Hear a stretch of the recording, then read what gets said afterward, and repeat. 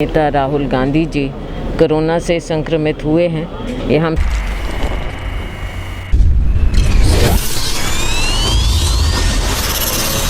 नमस्कार, मैं अजय यादव और आप देख रहे हैं the Hind Warrior News. Haryana Congress प्रदेश अध्यक्षा श्रीमती कुमारी शैलजा ने आज गुरुग्राम में एक प्रेस कॉन्फ्रेंस का आयोजन किया था।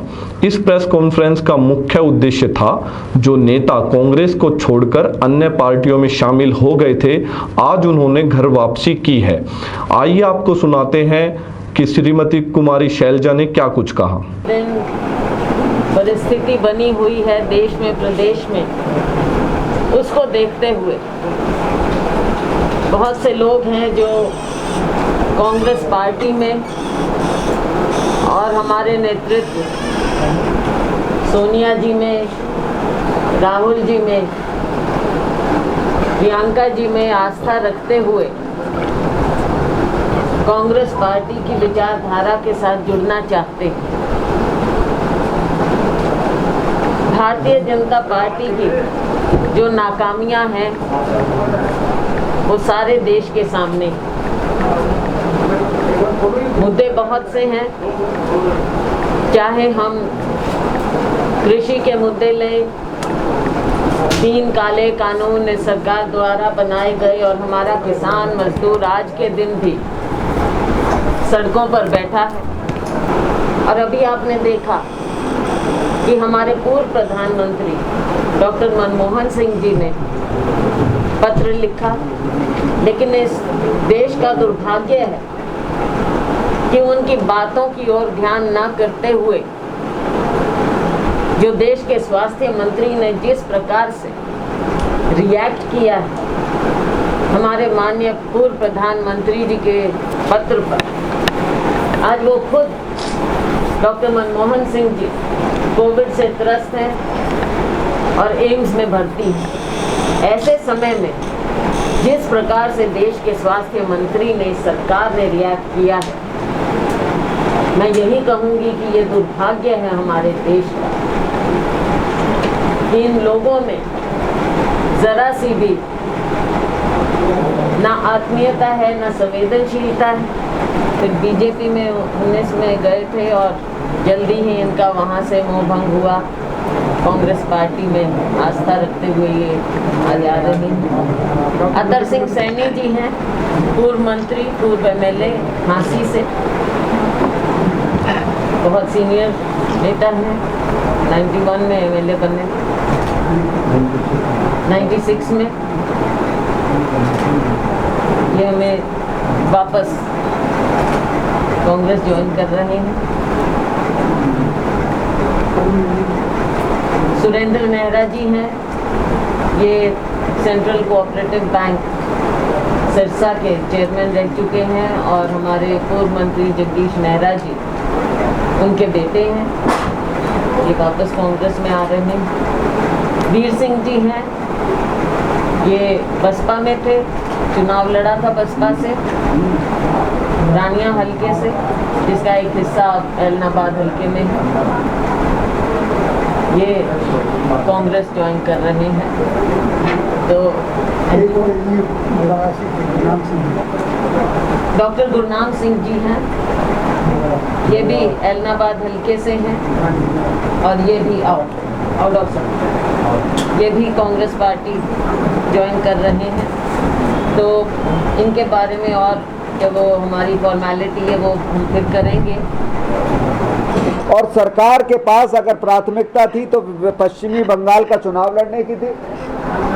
आज मैं पूछना चाहता हूं कि 7 फेज में पश्चिमी बंगाल के चुनाव कराने का क्या औचित्य था, जब आप 425 सीटों का एक साथ चुनाव करा सकते हैं 6 तारीख को, तो ये 294 सीटों का आपने इसमें कम चरण क्यों नहीं रखे गए, जबकि ये महामारी थी। पर चूंकि नियत में खोट था, उस पर पूरी तरीके से फोकस करना था, पूरी तरीके से उसको, जब तक उसको मैं वहाँ सांप्रदायिक रंग ना दिया जाए, जब तक पूरी तरीके से अपनी जो आर्थिक उनकी जो व्यवस्था है उसको वहाँ पे खर्च ना कर लिया जाए, ये सब उनकी एक सोची समझी रणनीति थी। आज सरकारी संस्थान उनकी जेब के पिट्ठू हो गए हैं। इलेक्शन कमीशन हो, आप देखिए कि वही बात अगर प्रधानमंत्री ने सांप्रदायिक संबोधन नहीं किया, ममता दीदी को तो वहां पे आपने 24 घंटे और 48 घंटे का आपने बहिष्कार कर दिया, वही बात उन्होंने दोहराई और उस पर कहा अल्पसंख्यकों के मुद्दे को लेकर आदरणीय प्रधानमंत्री जी ने, पर उनको कटघरे में नहीं खड़ा किया गया। यानी ये इस बात की पुष्टि करता है कि इलेक्शन कमीशन, चुनाव प्राधिकरण उनकी जेब की उनकी जेब में है। लगातार कोरोना के मामले बढ़ रहे हैं जी सर, जो लगातार कोरोना के मामले बढ़ रहे हैं उसको लेकर आपकी सरकार अपने स्तर पर क्या कर रही है? अगर हरियाणा की सरकार की, देखिए, मैं हरियाणा की सरकार की बात नहीं कर रहा, मैं तो केंद्र सरकार की। आज समन्वय बनाना है, पूरा निर्देशन, पूरा जो प्रबंधन है केंद्र सरकार के इर्द गिर्द होना है।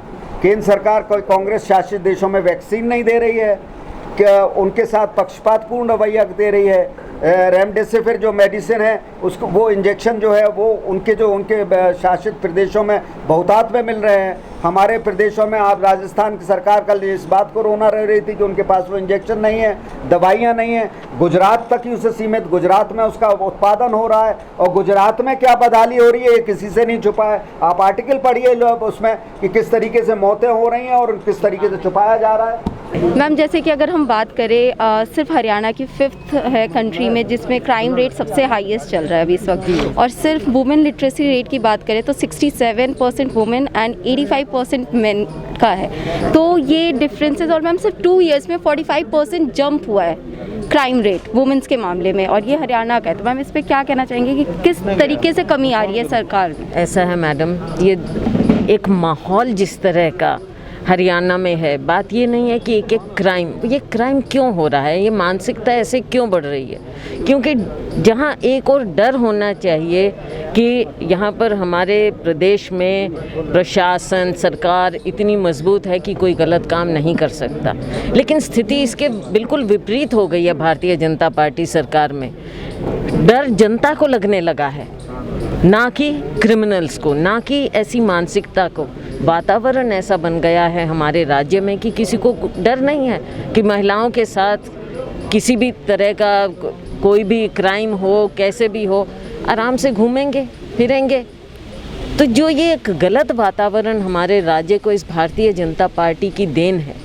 एक और खोखला नारा, बेटी बचाओ बेटी पढ़ाओ, नारे देने में ज़रूर ये सक्षम है भारतीय जनता पार्टी, लेकिन ज़मीन पर क्या दिखा रही है? आज के दिन हमारे यहाँ भय का वातावरण ऐसा पैदा कर दिया इन्होंने लोगों के लिए, ना कि क्रिमिनल्स के लिए। तो ये सरकार पूरी तरह से जिम्मेवार है, भारतीय जनता पार्टी सरकार।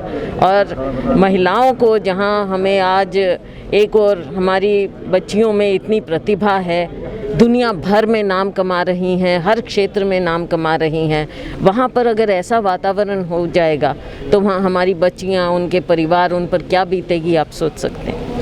सर जैसे बात करें अभी जो 5 राज्य चुनाव चल रहे हैं उसी में अगर बात करते हैं जैसे किसान आंदोलन की, तो जो किसान आंदोलन चल रहा है वहाँ तो बीजेपी सरकार की तरफ से ऐसी बातें आती है कि कोरोना काल फैल रहा है, आप लोग घर लौट जाइए, और वहीं जो भीड़ पश्चिम बंगाल में आए दिन देखने को मिलती है, फिर उस पर उनका कोई टिप्पणी या कोई जवाब क्यों नहीं आता है? देखिए, यही तो विरोधाभास है जिसको लेके लोग प्रश्न चिन्ह उठा रहे हैं और उंगलियां उठा रहे हैं इन पर। आप, there has to be a uniform policy in anything.